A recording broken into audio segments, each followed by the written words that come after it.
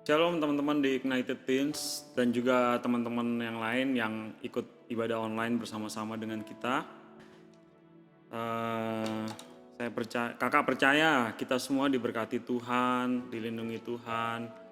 Tuhan menyertai kita walaupun kita udah setahun lebih kita hidup di masa pandemi, tapi kakak percaya Tuhan Yesus sayang sama kita, Tuhan Yesus pelihara kita. Yuk kita berdoa dulu yuk sebelum kita dengerin firman Tuhan. Tuhan Yesus, terima kasih Tuhan buat kebaikan-Mu. Kami hari ini masih ada, masih kuat, masih sehat. Itu semua hanya karena perlindungan penyertaan-Mu Tuhan, karena pemeliharaan-Mu. Tuhan, pada hari ini Tuhan kami mau mendengarkan firman-Mu Tuhan. Kami mau mengupgrade diri kami Tuhan menjadi seperti apa yang Kau inginkan dalam hidup kami. Terima kasih Tuhan Yesus, biarlah Engkau berbicara kepada kami, biarlah hati kami juga menjadi tanah yang subur sehingga firman-Mu yaitu benih ilahi itu saat disampaikan boleh tertanam dalam hati kami, boleh hidup, bertumbuh, dan berbuah lebat. Terima kasih Bapa Surga, terima kasih Tuhan Yesus. Di dalam nama Tuhan Yesus Kristus kami siap mendengarkan firman. Semua kita katakan, amin, amin, haleluya. Nah, kakak dikasih tema umum bulan ini adalah upgrade, terutama upgrade diri untuk dunia kerja. Nah, ada beberapa nilai-nilai yang perlu kita pegang sebagai anak-anak Tuhan waktu kita masuk ke dunia kerja. Ya, ini penting banget ya. Nah, sebelumnya kita baca dulu ayat pengantarnya. Yang pertama di Mazmur 119 ayat 105. Oke, kita buka dulu ya, Mazmur 119 ayat 105.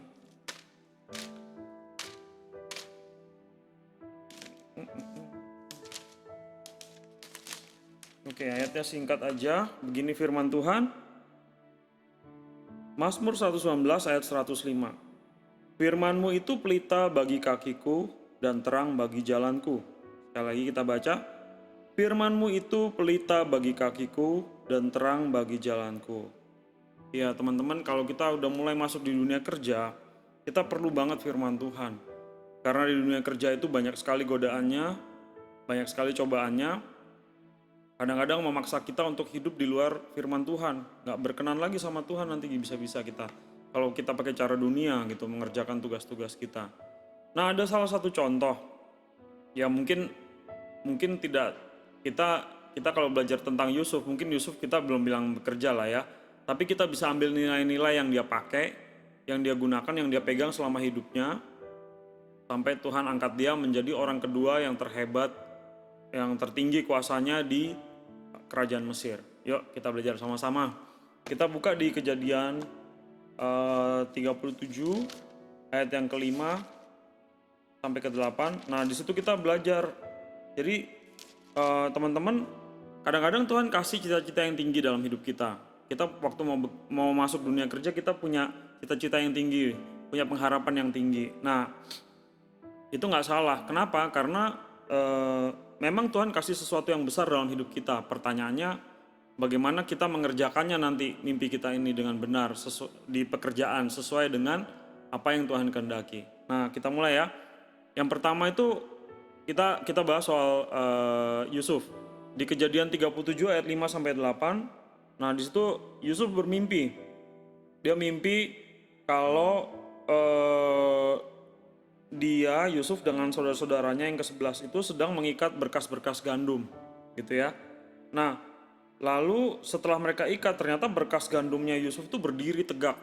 Oh berdiri. Nah gandum-gandum saudaranya yang ada 11 itu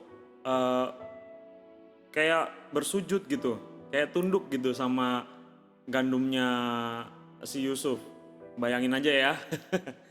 Bayangin aja ya kayak gitu. Wah marah saudaranya. Kita baca di ayat 8, lalu saudara-saudaranya berkata kepadanya gara-gara mimpi tadi, apakah engkau ingin menjadi raja atas kami? Apakah engkau ingin berkuasa atas kami? Jadi makin bencilah mereka kepadanya karena mimpinya dan karena perkataannya itu. Nah, habis itu lanjut lagi nih. Mimpinya nggak cuma sekali, dua kali. Di ayat 9 sampai 11. Ayat 9 sampai 11, lalu Yusuf memimpikan pula mimpi yang lain yang diceritakan kepada saudara-saudaranya. Katanya, aku bermimpi pula, tampak matahari, bulan, dan ke-11 bintang sujud menyembah kepadaku. Waduh, tambah kesel saudaranya. Ayat 10 dikatakan, setelah hal ini ceritakannya kepada ayah dan saudara-saudaranya, maka ia ditegur oleh ayahnya. Mimpi apa mimpimu itu? Masakan aku dan ibumu serta saudara-saudaramu sujud menyembah kepadamu sampai ke tanah? Wah. Ya, jadi teman-teman, kalau kalian pas bercita-cita ingin mengerjakan sesuatu, pasti kalian punya mimpi yang tinggi gitu. Misalnya, nanti kakak dulu kan kuliahnya IT gitu ya. Wah, aku pengen jadi seorang IT yang luar biasa gitu, yang bisa bikin program gitu. Wah, pokoknya cita-citanya tinggi lah. Mau bikin software, kerja di perusahaan, kalau bisa Microsoft atau Google gitu ya. Itu cita-cita kakak dulu kayak gitu. Ada aja penghalang-penghalang kita gitu ya, waktu kita dapat mimpi kayak gitu. Tapi kita dari keluarga susah, kayaknya nggak mungkin kerja di perusahaan gede gitu ya, kayaknya nggak bisa deh gitu. Banyak yang hal-hal yang membuat malah kita jadi malas untuk upgrade diri. Nah, itu yang harus kita lawan ya gitu. Nah, Yusuf sih dia pelihara mimpi itu, walaupun dia mungkin belum ngerti arti mimpi itu. Nah, teman-teman juga harus pelihara. Kalau Tuhan kasih mimpi yang besar dalam hidup kalian, terutama di dunia kerja, simpan aja dalam hati dulu. Kita nggak tahu gimana caranya Tuhan menyatakan mimpi kita itu. Tapi nggak apa-apa, simpan aja dulu dalam hati gitu ya. Kakak juga suka jadi pemusik. Jadi ada dua hal yang kakak suka waktu kuliah itu. Kakak suka bermusik dan kakak suka hal-hal yang berhubungan dengan komputer. Lalu di ayat 18 sampai 29, kakak nggak bacain semua, ini panjang banget. Intinya adalah terjadi perubahan nasib pada Yusuf. Yusuf itu saking dibencinya sama saudara-saudaranya gara-gara mimpinya gitu ya, yang besar itu, dia sampai ditangkap sama saudara-saudaranya, dimasukin ke sumur yang kering. Terus bajunya di jubah yang dari orang tuanya, jubah yang bagus itu diambil, dan ujung-ujungnya adalah jeleknya saudara-saudaranya. Benar-benar aku nggak ngerti nih, bisa punya saudara kayak gini nih gimana ceritanya, kakak nggak ngerti banget. Itu jubah dirobek, disiram pakai darah domba, mereka ambil domba satu, disiram pakai darah domba. Jadi mereka mau bikin cerita sama papa mamanya, sama Yakub, kalau Yusuf itu diterkam sama binatang buas gitu. Padahal Yusufnya habis diangkat dari sungai yang kering tadi, terus dijual. Bayangin, saudara sendiri dijual. Ya, kita hidup di dunia yang sampai sekarang kejadian seperti itu masih ada gitu. Mungkin modelnya nggak sama kayak waktu itu masukin sumur, enggak. Tapi model sekarang mungkin lebih aneh lagi, lebih jahat lagi. Kita hidup di dunia yang seperti itu. Jadi kita harus terus berjaga-jaga ya teman-teman semua. Nah, sedih ya, Yusuf dijual ke orang Mesir. Setelah dijual, terus diceritakan berita palsu sama papanya kalau dia sudah mati dimakan binatang buas katanya. Sambil ditunjukin jubah yang udah dikenain darah domba tadi itu. Nah, lalu Yusuf ceritanya dibawa ke Mesir. Sampai di Mesir, ternyata dia bekerja sama pegawai istana yang namanya Potifar, gitu ya. Nah, di sini mulai ada hal-hal yang luar biasa terjadi dalam hidup Yusuf. Kakak berdoa hal ini juga terjadi sama kalian. Di Kejadian 39 ayat 2 sampai 6, kita baca ya. Kejadian 39. Nah, ini keren nih. Yusuf di rumah Potifar. Adapun Yusuf telah dibawa ke Mesir, dan Potifar, seorang Mesir pegawai istana Firaun, kepala pengawal raja, membeli dia dari tangan orang-orang Ismail yang telah membawa dia ke situ. Ayat 2 ini keren. Tetapi Tuhan menyertai Yusuf, sehingga ia menjadi seorang yang selalu berhasil dalam pekerjaannya. Wow, siapa tuh yang gak mau kayak gitu? Berhasil dalam segala pekerjaannya. Sehingga ia menjadi seorang yang selalu berhasil dalam segala pekerjaannya. Maka tinggallah ia di rumah tuannya, orang Mesir itu. Setelah dilihat oleh tuannya bahwa Yusuf disertai Tuhan, dan bahwa Tuhan membuat berhasil segala sesuatu yang dikerjakannya, maka Yusuf mendapat kasih tuannya, dan ia boleh melayani Potifar. Kepada Yusuf diberikan kuasa atas rumahnya, dan segala miliknya diserahkannya pada kekuasaan Yusuf. Wow, keren banget. Dari budak, kerjaannya bagus karena disertai Tuhan. sampai diangkat sama Potifar jadi kepala urusan rumah tangga istilahnya kayak gitu ya. Kepala urusan rumah tangga, semuanya Yusuf kamu aja yang urus gitu. Wih keren banget kan. Pokoknya aku nggak mau tahu, semua beresin aja nih, rumah, ternak, pertanian kamu yang beresin. Saya cuma ngurus masalah makanan aja, makanan saya sendiri gitu kata Potifar. Keren banget dah. Ya, tadi dibilang di ayat 4, maka Yusuf mendapat kasih tuannya dan ia boleh melayani dia. Kepada Yusuf diberikannya kuasa atas rumahnya. Wow, dan segala miliknya diserahkannya pada kekuasaan Yusuf. Sejak ia memberikan kuasa dalam rumahnya dan atas segala miliknya kepada Yusuf, perhatikan nih kata-kata ini, Tuhan memberkati rumah orang Mesir itu karena Yusuf, sehingga berkat Tuhan ada atas segala miliknya. Wow, baik yang di rumah maupun yang di ladang. Segala miliknya diserahkannya pada kekuasaan Yusuf, dan dengan bantuan Yusuf ia tidak usah lagi mengatur apa-apapun selain dari makanannya sendiri. Keren banget ya. Yusuf itu walaupun dia statusnya budak, tapi karena Tuhan menyertai dia, Tuhan mengasihi dia. Ini kuncinya ya teman-teman. Kalau Tuhan menyertai kita, Tuhan mengasihi kita, kita juga hidup sungguh-sungguh di dalam Tuhan. Tuhan membuat berhasil apapun yang kita kerjakan. Meskipun dalam kondisi statusnya Yusuf itu budak. Nah kita enggak lah ya, kita mungkin enggak hidup di zaman perbudakan. Tapi kalau kita bekerja mungkin dengan atasan yang kurang menyenangkan mungkin ya, atasan yang tidak enak buat kita, tapi kita bekerja dengan baik dan kita minta hikmat Tuhan, kita hidup benar di dalam Tuhan. Perhatikan, Tuhan menyertai kalian semua, Tuhan menyertai kalian adik-adikku, dan Tuhan akan membuat berhasil apapun yang kalian kerjakan. Yusuf contohnya, amin. Kakak berdoa itu terjadi sama kalian. Wah, posisinya udah bagus nih Yusuf. Tapi ternyata proses Tuhan belum selesai sama dia. Apa yang terjadi? Kita baca terus ya di bagian B-nya ayat yang ke-6. Adapun Yusuf itu manis sikapnya dan elok parasnya. Wow, udah pintar kerjanya, bagus kerjanya, anaknya ganteng pula, baik, badannya bagus mungkin gitu ya, six pack mungkin. Pokoknya keren lah Yusuf ini, gitu ya. Masalah baru timbul. Yusuf digoda oleh istri Potifar. Nah, inilah di dunia kerja kadang-kadang ada godaan. Hal-hal pas kita dalam posisi bagus, kita udah bekerja dengan baik, ada aja yang mencobai kita. Disinilah kita perlu berpegang pada firman Tuhan.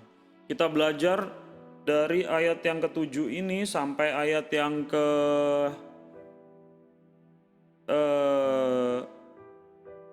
berapa ya? Sampai ayat yang ke-20. Di situ kakak singkat aja ya. Di situ Yusuf digoda. Setiap hari digodain sama istrinya Potifar.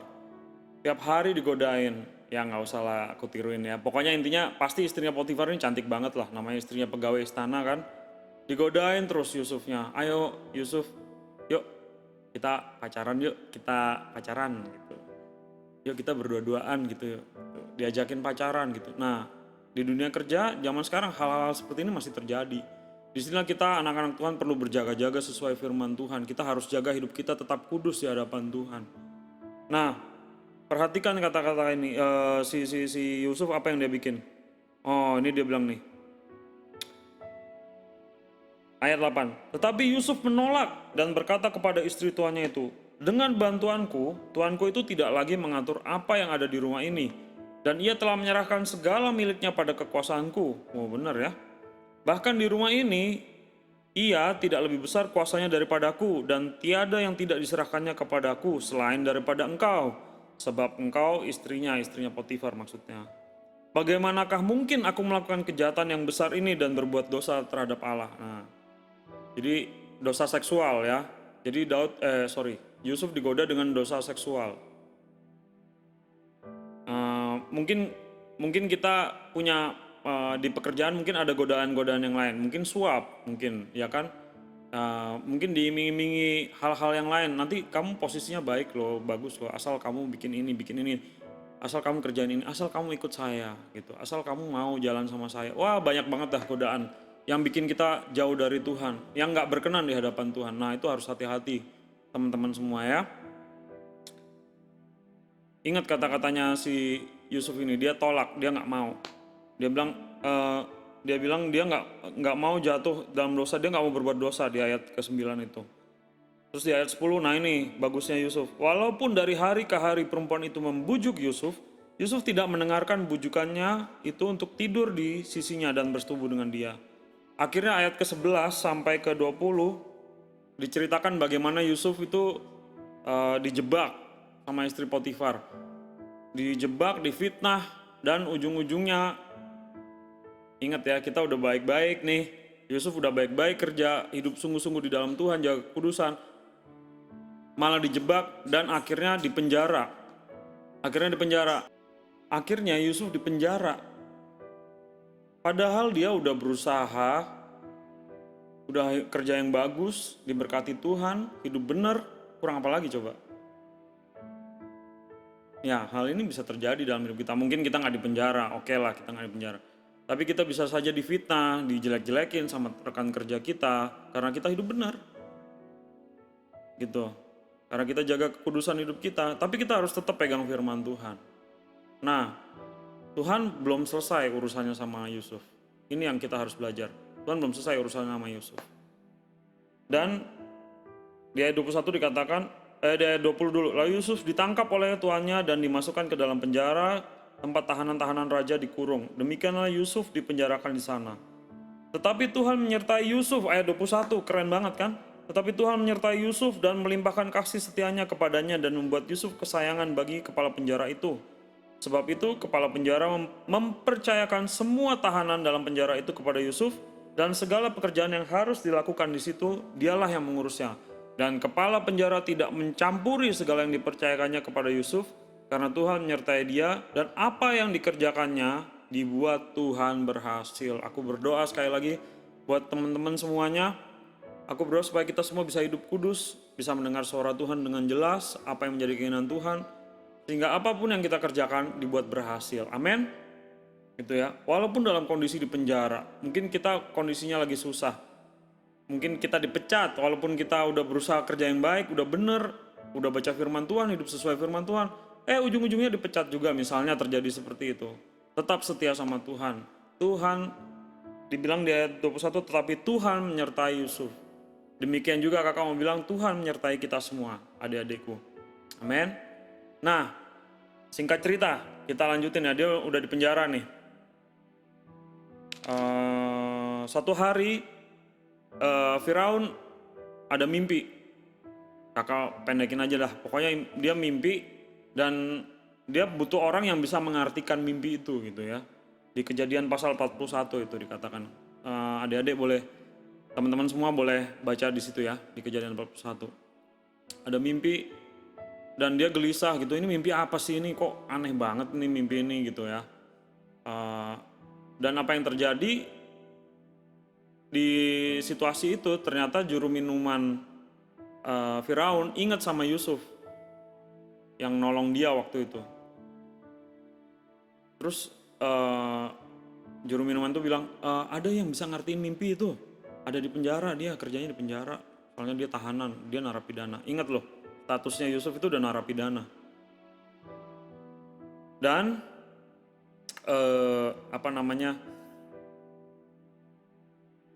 Yusuf itu akhirnya dipanggil ketemu sama Firaun.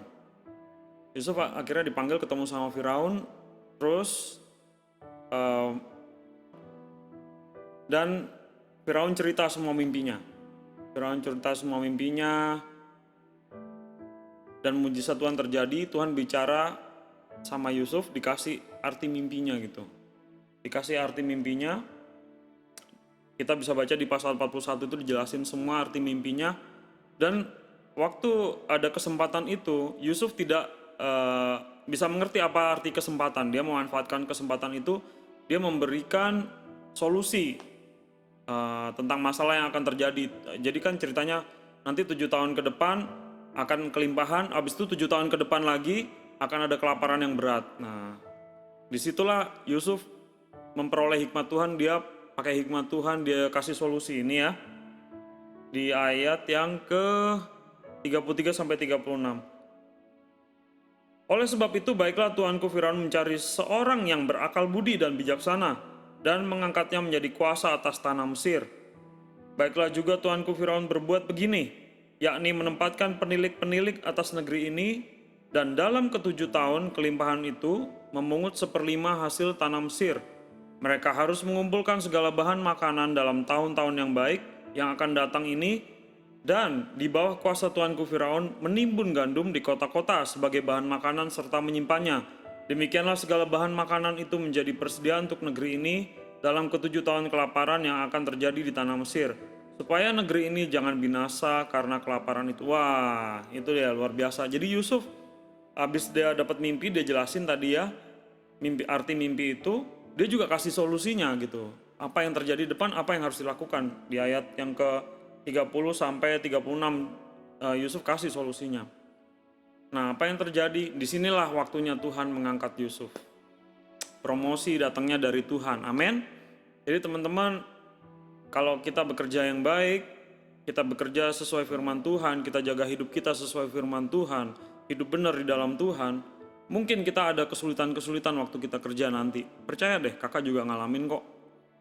Tapi Tuhan pasti membela kita, amin. Tuhan pasti membela kita. Dan yang terakhir, di ujung-ujung dari perjalanan, istilahnya kalau boleh dibilang perjalanan karir ya, Yusuf itu karirnya justru memuncak dari yang posisinya narapidana, rendah banget. Tiba-tiba menjadi orang kedua penguasa di Mesir. Jadi ini Firaun, dia di bawahnya cuma satu tingkat. Keren kan? Jadi orang nomor 2 di Mesir. Kita baca ya, di ayat yang ke-37 sampai 46. Wah, aku nggak baca semuanya deh.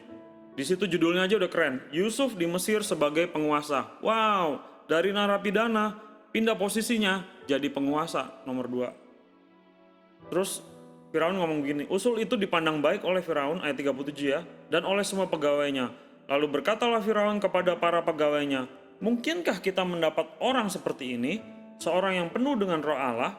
Kata Firaun kepada Yusuf, oleh karena Allah telah memberitahukan semuanya ini kepadamu, tidaklah ada orang yang demikian berakal budi dan bijaksana seperti engkau.